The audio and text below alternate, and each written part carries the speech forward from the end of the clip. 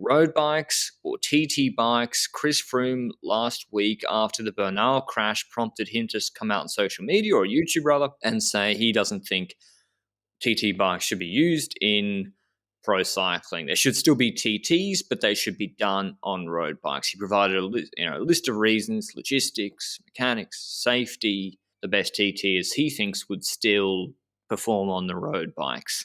Luke Plapp riding a road bike today. I haven't confirmed the reason yet for why, but prompted me to think why or what we think about it. What do you think, Benji? Because honestly, I hadn't really thought of it before. Well, it's a bit of an intricate issue, isn't it? Because there's multiple aspects to it. What I don't like about the way this was brought up is that it was brought up just after the Bernal crash. I personally don't think the bike was the issue in the crash, as in the police report and so forth, said to be riding on the road, training on a TT bike at a relatively high speed. There was a bus parked there, and he was looking at the ground because that's what you do to be as aero as possible to teach yourself the position on a time trial bike, and just straight up rode into the back of that bus as a consequence of not seeing the bus, most likely, because otherwise he probably wouldn't have ridden into it. Whether you take away that TT bike and put a road bike there, we've seen road bikes in time trials before.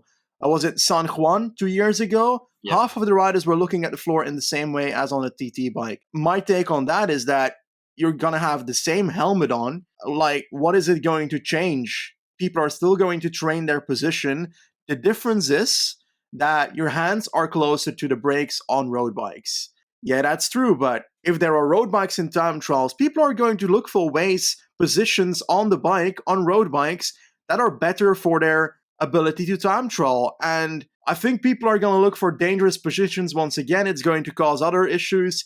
And next to that, I think that there's other things that could be done than taking away the TT bikes. And then I look at what Pidcock said about the issue. A more delicate, normal approach in my eyes than just say, well, let's ban the TT bikes. And he brought up the idea of like making it more responsible in the way that it's trained with TT bikes. Because let's say a rider is training on a TT bike, try and do so on roads that are less dangerous than actual full-on traffic. Well, there's people saying, why don't they do it on a close course? Like, luckily in Brisbane, 10Ks within the centre of the CBD, you can go to Murray, Criterium Circuit and under crit track. People are always training their TT bikes there because you go around circles, it's relatively safe. It's inarguable that the TT bikes are more difficult to handle, but it was interesting. You know, Froome got memed a little bit. I think iSimp Pidcock Instagram account put up a meme saying he's only saying this because the fact TT bike's no good. And Froome responded to it on his official Instagram account. It's like a 600 follower Instagram account. He's got 1 million followers. And he responded to it being like, no, that's not what I'm saying. Like, look at the Bernal crash, my crash, Valverde's crash. And I agree, Benny, I kind of take issue with that. Froome, according to reports, took his hands off the bars at high speeds in wind and crashed. Does that mean we should ban TT bikes? Bernal was on a relatively, on a highway, head down. Valverde, that's what I want to talk about. Riders push the limits in time trials, irrespective of what bike they're going to use. They are going to cut the corners as narrow as possible. They are going to go use the brakes. Exactly. Van Aert's crash, Valverde's crash, they could happen and will happen if you ban the TT bike. They will continue to happen on road bikes because these guys are trying to hunt for every single second in those TTs. That being said, I do agree. Why are we doing this?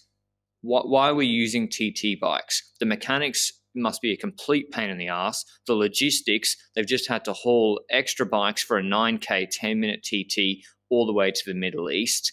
The bike companies don't make any money on them. They're a pain, and probably half the companies sponsoring the teams are like, no, we're not going to develop a new bike for you that's faster because we don't sell any of these. These don't go to the triathlon market.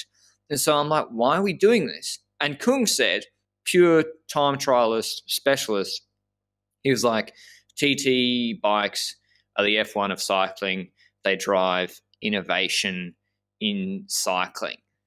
And Yeah, do you though? Does I the do. fact that it's a TT bike drive the innovation? I think it does, because they're trying to make the bike and the setup as aero as possible. They make innovation in aero as a consequence. And yeah, they're going to start adapting road bikes then into more aerodynamic things, and it's going to become half a TT bike, half a road bike, and it's going to have the same problems because people won't buy that as well for the road. So like, they're gonna find ways to innovate a road bike into making it more aero anyway, and Exactly. therefore they're going to need more aero bikes to be taken with them to UAE anyway. So like, these logistical issues will happen as well, because you'll automatically have teams that will try and find the edge once again on the other teams, and teams with money will be able to do that once again. And yeah, unless you have a very specific rule set that says that the bike needs to be this long, it needs to be that shape, it needs to be like that, but then you're blocking innovation. As well, I think other people said, oh, well, the best time trialists will win still on the road bike. I don't know about that. It We depends. have some limited data. Like Evenepoel and San Juan was good. We have limited data that, yeah, maybe that's the case, but that's not World Tour competition. The one real reason I don't want this to happen is because it punishes all the GC contenders that have been good professionals who have committed to hours on the TT bike, and rewards guys who kind of haven't done the Yeah, work on their TT exactly. bike. Or David Gaudu, conversely, who was really bad at TT. From all reports, it's like, I got to focus on this. I can't be this shit at TT. Did a good TT the other day after working all the off season. Imagine they're like, yeah, by the way, the 100 hours you logged on the TT bike were using road bikes. Yeah, And conversely, like Landa, if he hasn't done that, and Gadu's like, well, he gets rewarded for not doing that. That's the main reason I don't really like it. But that's our discussion. We didn't really reach a firm answer, I don't think. Let us know what you think about TT bikes. Do you agree with Froome? Do you think they should be banned? Do you think they drive any innovation, or do you think they're a waste of time?